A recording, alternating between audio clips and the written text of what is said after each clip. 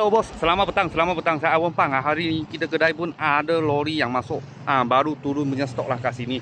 Tahun 2018 Volkswagen Passat baru punya model. Okey, lepas tu 1.8 auto. Harga cuma jual 43,800. Kereta ni datang ada Volkswagen punya servis. Lepas tu dia punya enjin dalam okey juga. Tadi saya ada start. Cantik-cantik dalam. ESI lah. Okey. Lepas tu dia dalam cantik juga condition. Leather semua cantik. Cat pun okey juga. Tempat ada sikit celah aja. Tadi saya sudah start try kereta ini baik. Sebab saya review lah. Belakang punya leather macam ni. Okey, dia punya belakang punya bumper pun tak ada celah, tak ada kemek ya. Sebab saya tak ada sudah stiker. Boleh nampak. Tahun 2018 Volkswagen Passat.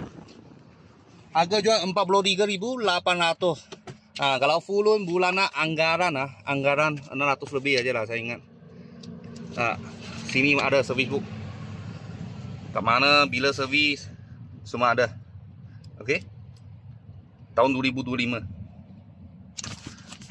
Sebab saya cakap full service record kat Volkswagen. Kalau bos-bos dan kawan-kawan siapa minat, boleh cepat-cepat kontak saya. Kita ada masuk tahun 2018 ini Volkswagen full service record. Kalau ada apa murah-murah kereta, saya akan video lagi. Thank you bos.